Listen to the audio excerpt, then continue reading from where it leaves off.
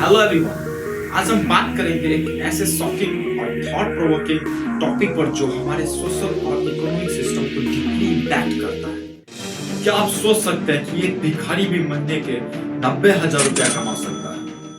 और यह कोई रूमर नहीं बल्कि लखनऊ नगर निगम और समाज कल्याण विभाग के हाल में ही किए गए सर्वे का रिजल्ट है।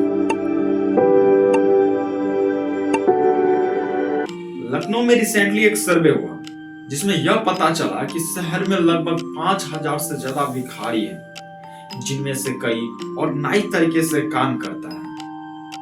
यह लोग सिर्फ लखनऊ से नहीं बल्कि आसपास के शहर जैसे हरिद्वार, सीतापुर और रायबरेली से भी यहाँ पर भिक्षा मांगने आते हैं। यह ऑर्गेनाइज करते हैं प्राइम लोकेशंस जैसे टेम्पल के बाहर, बस स्टैंड्स और बिजी मार्केट एरियाज में, जहां पर उनकी डेली इनकम काफी हाई हो सकती है।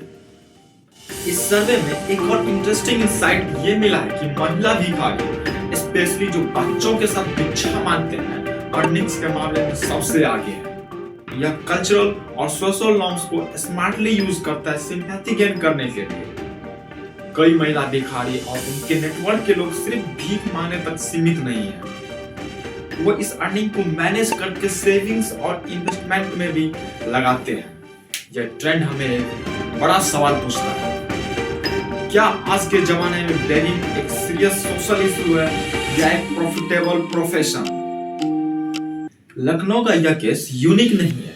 यही पैटर्न आपको दिल्ली, मुंबई और कोलकाता जैसे शहरों में भी मिलेगा। मुंबई में कुछ रिपोर्ट्स यह भी क्लेम करती है कि प्राइम स्पोर्ट्स ऑर्गेनाइज्ड ग्रुप्स ये बैगिंग गैंग्स के अंदर आते हैं, जिसमें नए लोगों को परमिशन के बिना एंट्री तक नहीं मिलती।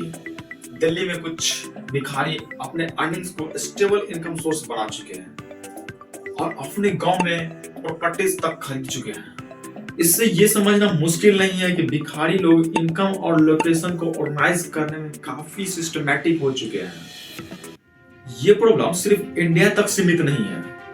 ऐसे ही नेटवर्क्स आपको पाकिस्तान, चाइना और यूएस से यूके में भी मिलेंगे। पाकिस्तान के कराची और लाहौर जैसे बड़े शहरों में भी बेगिंग गैंग्स एक्टिव हैं, जो यंग चिल्ड्रन को यूज करता है सिंपैथी गेन करने के लिए। यूएसए में न्यूयॉर्क और लॉस एंजल्स जैसे सिटीज में प्रोफेशनल बेगर्स की प्रेजेंस नोटिस की गई है, जो कि एक दिन में 200 से 300 डॉलर्स तक कमा लेते हैं। दोस्तों, हमें भी सोचना चाहिए आखिरकार लास्ट बेगिंग ही क्यों? इसके पीछे दो मेन रीजन हो सकते हैं। First one is economic inequality. दुनिया के कई शहरों में इकोनॉमिक इनइक्वालिटी और लिमिटेड जॉब अपॉर्चुनिटी की वजह से लोग डिसेपरेट मेजर्स लेते हैं। कई लोगों के लिए बेगिंग एक लास्ट रिसोर्ट है और कुछ के लिए ये एक ऑर्गेनाइज्ड अर्निंग अपॉर्चुनिटी बन चुकी है। जैसे लखनऊ और दिल्ली के कुछ भिखारी अपने गांव में पैसे भेज के अपने परिवार की फाइनेंशियल नीड्स को पूरी करते हैं, वैसे ही कुछ और कंट्रीज में भी बेगर्स स्ट्रक्चर्ड इनकम और प्रॉपर्टीज में इन्वेस्ट करते हैं। और दूसरी सबसे बड़ी मेन रीजन जो हो सकती है वो है cultural factors and sympathy economy. Her culture में लोगों का सिंपैथी दिखाना एक एक्सेप्टेड प्रैक्टिस है और कुछ एरियाज में तो रिलीजियस बिलीफ भी इसमें इम्पोर्टेंट रोल प्ले करते हैं। जैसे इंडिया में दान की कंसेप्ट या मिडिल ईस्टर्न कंट्रीज में फेस्टिवल के टाइम चैरिटी को प्रमोट किया जाता है। ये कल्चरल बिलीफ्स को कुछ लोग अपने बेनिफिट्स के लिए यूज कर रहे हैं और यही रीजन है कि बेगिंग एक सिंपैथी इकोनॉमी बन चुकी है। इन सब के अलावा एक तीसरा पर्सपेक्टिव भी है, organized begging as a business model. कई शहरों में यह ऑर्गेनाइज्ड नेटवर्क माफिया स्टाइल में ऑपरेट हो रहे हैं। जैसे मुंबई और दिल्ली में कुछ नए बेगर्स प्राइम स्पोर्ट्स रेंट पर देते हैं और उनसे फी भी लेते हैं। यूएस में भी कुछ केस ऐसा ही है जहां बेगर्स ग्रुप के परमिशन के बिना ऑपरेट नहीं कर सकते। यह एक प्रॉफिटेबल बिजनेस मॉडल है जो सिंपैथी और पब्लिक का बेनिफिट उठाने पर बेस्ड है। इस प्रॉब्लम को टैकल करने के लिए गवर्नमेंट ने कुछ पॉलिसीज बनाए हैं, लेकिन उनके खुद के चैलेंजेस भी हैं। कुछ कंट्रीज जैसे कि यूएई और सिंगापुर ने strict anti begging laws implement किए हैं, लेकिन इसके भी एक इशू निकलता है कि क्या यह ह्यूमन राइट्स के अगेंस्ट है।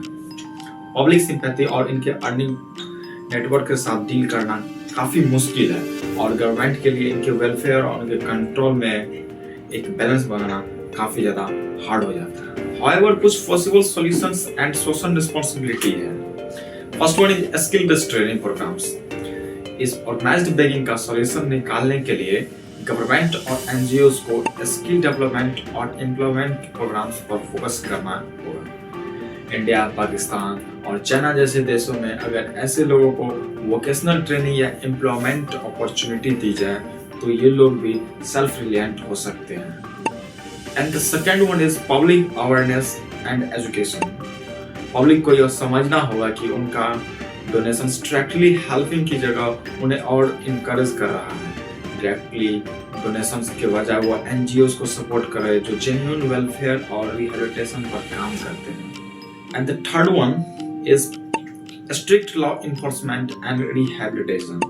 स्ट्रिक्ट लॉज और डिजिटल सर्विलियंस से भी यह नेटवर्क को कंट्रोल किया जा सकता है। जैसे चाइना और यूएई में कुछ एंटी बेकिंग लॉज और डिजिटल ट्रैकिंग सिस्टम इंप्लीमेंट किए गए हैं, वैसे ही इंडिया और पाकिस्तान में भी पॉलिसीज को मजबूत किया जा सकता है।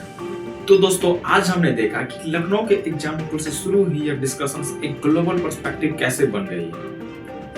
बेगिंग जो पहले सिर्फ एक पॉवर्टी ड्राइवन प्रैक्टिस थी, आज कई जगह पे ऑर्गेनाइज्ड और प्रॉफिटेबल बिजनेस बन चुकी है। यह हमारे समाज के वैल्यूज और सोशल रिस्पॉन्सिबिलिटी पे भी सवाल उठाता है।